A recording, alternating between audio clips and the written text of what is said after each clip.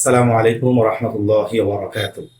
ইসলাম একটি পরিপূর্ণ জীবন বিধান যা আল্লাহ রাব্বুল আলামিন আমাদেরকে দিয়েছেন নেয়ামত হিসেবে। এই ইসলামে আল্লাহ রাব্বুল আলামিন এবং নবী করিম সাল্লাল্লাহু আলাইহি ওয়াসাল্লাম যেমনিভাবে মানুষের ইবাদতের বর্ণনা দিয়েছেন, মানুষের জীবনাচারের বর্ণনা দিয়েছেন, তেমনিভাবে সমাজ রাষ্ট্র কীভাবে সেফ থাকবে, কিভাবে আমরা সমাজে রাষ্ট্রে মাথা উঁচু করে দাঁড়াবো এবং আমরা মুসলমানরা কিভাবে স্বাধীনভাবে চলাফেরা করতে পারবো, আমাদের ইবাদতগুলো স্বাধীনভাবে রাষ্ট্রে বাস্তবায়ন করতে পারবো, সেটাও শিক্ষা দিয়েছেন।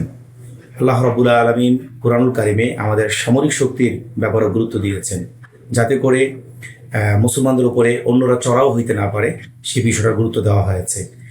এই সামরিক শক্তি মানে এই নয় যে অন্যের উপরে চড়াও হওয়া। সামরিক শক্তি বলতে এটাই শিক্ষা দেওয়া হয়েছে, অর্থাৎ কোনো শত্রু যদি আমাদের উপরে আক্রমণ করে আমরা প্রতিরক্ষা করব কিনা বা আমরা তাদেরকে প্রতিহত করব কিনা, এবার ইসলামের নির্দেশনা কি রয়েছে সেই হিসাবে আল্লাহ রাব্বুল আলামিন সূরা আনফালের ৬০ নম্বর আয়াতে ঘোষণা করেছেন, ওয়া আইদ্দু লাহুম মাসতাতাতুম মিন কুওয়া মিন রিবাতিল খাইল তুরহিবুনা বিহি আদুওয়াল্লাহ। আল্লাহ রাব্বুল আলামিন ঘোষণা করেছেন যে তোমরা তোমাদের সাধ্য অনুযায়ী শক্তিকে মজুত রাখো, যাতে করে এবং ঘোড়াকে প্রস্তুত রাখো, যাতে করে তার মাধ্যমে তোমরা শত্রু থেকে তাড়াতে সক্ষম হও, ভয় ভীতি দেখাতে পারো। অর্থাৎ মুসলমানরা যদি শক্তিতে, সামরিক শক্তিতে, একইভাবে যুদ্ধ শাস্ত্রে, একইভাবে অস্ত্রের শস্ত্রে যদি সামর্থ্যবান হয়, তাহলে দেখা যাবে যারা কাফের মুশরিকরা রয়েছে তারা মুসলমানদেরকে ভয় পাবে এবং সহজে মুসলমানদের উপরে চড়াও হওয়ার দুঃসাহস দেখাবে না। এই জন্য ইসলামের নির্দেশনা হলো সবসময়ই সামরিক শক্তিতে বলীয়ান হওয়া এবং একজন মুসলিম রাষ্ট্রের রাষ্ট্রপ্রধানের দায়িত্ব হচ্ছে তাদের নাগরিকদেরকে সামরিক ভাবে প্রস্তুত রাখা, সামরিক ট্রেনিংয়ের মাধ্যমে তৈরি করে রাখা।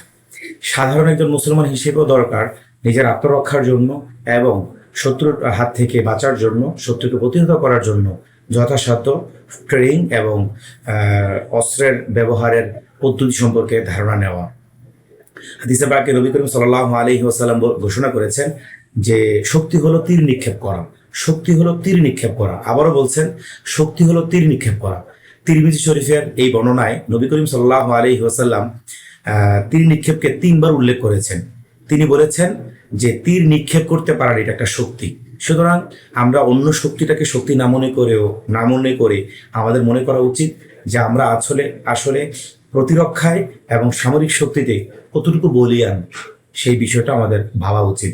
সাহাবায়ে কেরামের মধ্যে খালিদ বিন ওয়ালিদ, যাকে খালিদ সাইফুল্লাহ বলা হতো, আল্লাহর অস্ত্র বলা হতো, তিনি বলেন আমি সবসময় বালিশের নিচে অস্ত্র রেখে ঘুমাতাম।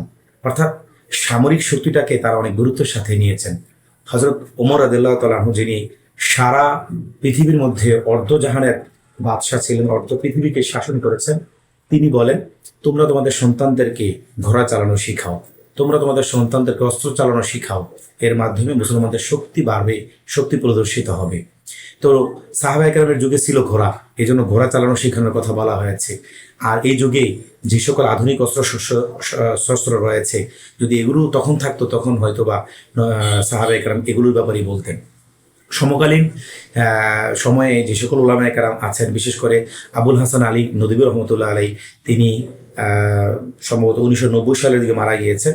তিনি সবসময় গুরুত্ব দিয়েছেন যেন মুসলমানরা সামরিক শক্তিতে শক্তিশালী হয়, কারণ তিনি ধারণা করেছেন যে মুসলমানরা যে আজকে পিছিয়ে রয়েছে এবং মুসলমান যে মানুষের অন্য অমুসলিমদের কাছে জিম্মি রয়েছে, তার একটি মাত্র কারণ মুসলমানরা তাদের যুদ্ধ ছেড়ে দিয়েছে এবং যুদ্ধে যে প্রস্তুতি নিতে হয় সেই বিষয়টাকে তারা অ্যাভয়েড করার কারণেই আজকে তারা লাঞ্ছিত, সমাজের মানুষের কাছে নিগৃহীত।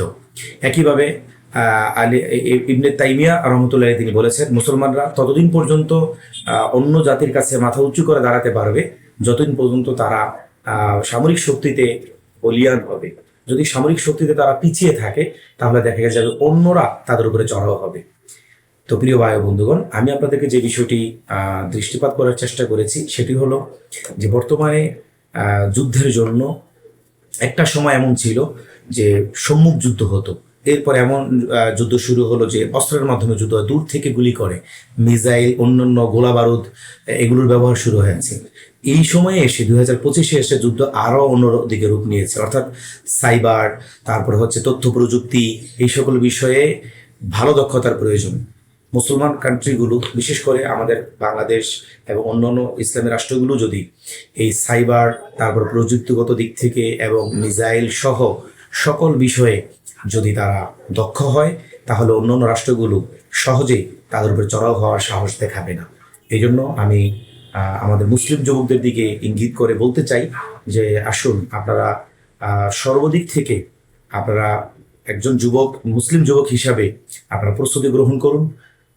আগামী সময়ে যদি গজওয়াতুল হিন্দ অথবা এই জাতীয় বড় কোনো সামরিক যুদ্ধের আমাদের প্রয়োজন হয়, তখন যেন আমাদের বাংলাদেশের সেনাবাহিনীর পাশে আমরা সঙ্গ দিতে পারি। সেনাবাহিনীর কাঁধে কাঁধ রেখে বিজিবির সাথে আমরা যেন সঙ্গ দিয়ে আমাদের দেশকে আমরা রক্ষা করতে পারি, আমাদের মুসলিম কান্ট্রিগুলোতে আমরা রক্ষা করতে পারি। সেই তৌফিক আল্লাহ তাআলা আমাদেরকে দান করুক। এটা মুসলমান যুবকদের জন্য এটা ফরজ একটি বিধান। সুতরাং আল্লাহ রাব্বুল আলামিনের এই বিধান আমাদেরকে পালন করার তৌফিক দান করুন।